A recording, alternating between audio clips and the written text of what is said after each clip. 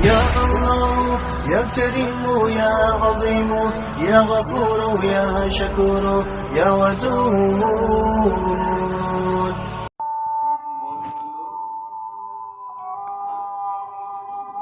حضرت ابو ہریرہ رضی اللہ تعالیٰ عنہ سے روایت ہے کہ رسول اللہ صلی اللہ علیہ وآلہ وسلم نے فرمایا کہ جب رمضان المبارک کی پہلی رات ہوتی ہے تو شیاطین اور سرکش جنات قید کر دیے جاتے ہیں اور دوزخ کے سارے دروازے بند کر دیے جاتے ہیں، پھر اس کا کوئی دروازہ کھلا نہیں رہتا اور جنت کے تمام دروازے کھول دیے جاتے ہیں، پھر اس کا کوئی دروازہ بند نہیں رہتا، اور اعلان کرنے والا فرشتہ یہ اعلان کرتا ہے کہ اے بھلائی یعنی نیکی و ثواب کے طلبگار اللہ تعالیٰ کی طرف متوجہ ہو جا، اور اے برائی کا ارادہ رکھنے والے برائی سے باز آ جا، کیونکہ اللہ تعالیٰ لوگوں کو آگ سے آزاد کرتا ہے۔ یعنی اللہ تعالیٰ اس ماہ مبارک کے وسیلے میں بہت لوگوں کو آگ سے آزاد کرتا ہے، اس لیے ہو سکتا ہے کہ تو بھی ان لوگوں میں شامل ہو جائے۔ اور یہ اعلان رمضان کی ہر رات میں ہوتا ہے۔ فائدہ: رمضان المبارک کا مہینہ خیر و برکت کا مہینہ ہے۔ مسلمان کو مسلمان بن کر اپنے اعمال کو اللہ تعالیٰ کی خوشنودی کے مطابق ڈھالنے کا مہینہ ہے۔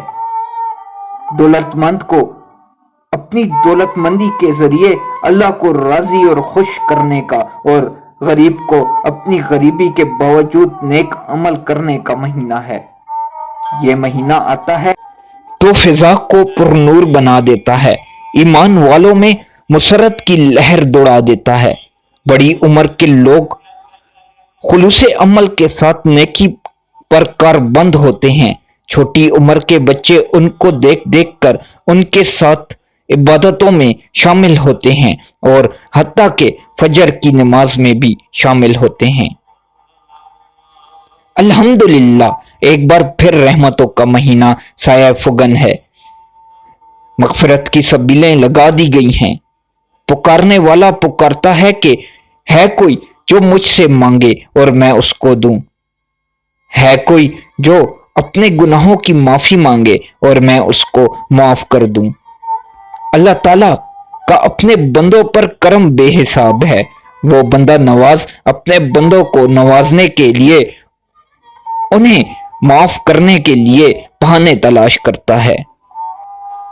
کتنا مفلس ہوگا وہ شخص جو اس مبارک مہینے کو پائے اور اپنی دنیا نہ بدلے اور نہ آخرت سنوار سکے۔ اس دینے والے کے تو اس ماہ میں کرم کی انتہا ہے، اور ہماری غفلت کی انتہا یہ ہے کہ اس سے بھی فیض نہ اٹھایا جائے۔ دینے والا تو بے دریغ لٹا رہا ہے، اور لینے والے اگر غفلت میں پڑے رہیں تو اس سے بڑی بدنصیبی اور کیا ہوگی۔ رمضان المبارک کی برکتوں کا اندازہ لگانا ہے تو اس بات سے لگا لیں کہ جب رمضان المبارک آتا ہے اللہ تعالیٰ کے حکم سے شیاطین قید سلاسل کر دیے جاتے ہیں، جنت کے دروازے کھول دیے جاتے ہیں اور دوزخ کے دروازے بند کر دیے جاتے ہیں۔ شیاطین جن کا کام انسان کو اچھے کاموں سے روکنا اور برے کاموں سے سبز باغ دکھانا ہے، اس ماہ میں اس ظالمانہ اور گندے کاموں سے روک دیے جاتے ہیں۔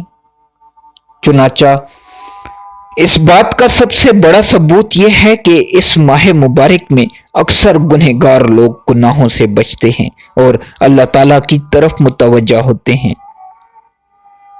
لیکن سوچنے کی بات یہ ہے کہ کیا ہر شخص جو رمضان پالے اور کسی طرح بھی گزار دے، کیا وہ اس کی برکتوں سے مستفید ہو جاتا ہے؟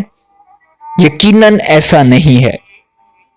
برکتوں سے اپنی جھولیاں تو وہی لوگ بھرتے ہیں جو اس ماہ مبارک کو سوچ سمجھ کر اس نیت کے ساتھ گزارتے ہیں کہ ان کا نفس پاک ہو جائے۔ لہٰذا ضروری ہے کہ ہم رمضان سے استفادے کا پکا ارادہ کریں۔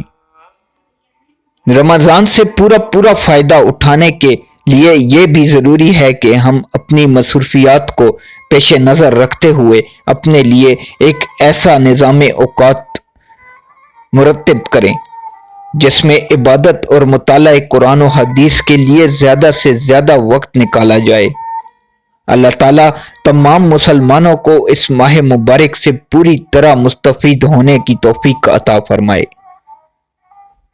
کہ توفیق بھی تو وہی دیتا ہے مگر ان کو جو طلب کرتے ہیں، یہ نہیں کہ توفیق کے انتظار میں ہاتھ پیر توڑ کر بیٹھے رہیں۔ اللہ تعالیٰ تو اپنے محبوب قوم کی حالت بھی اس وقت تک نہیں بدلتا جب تک کہ وہ خود کوشش نہ کرے۔ قدسیوں میں ہے مسرت کی لہر دوڑی ہوئی، شور ہے اوج فلک پر آمد رمضان کا، قید ہوتے ہیں شیاطین اس مبارک ماہ میں، گیت گاتے ہیں فرشتے عظمت سبحان کا۔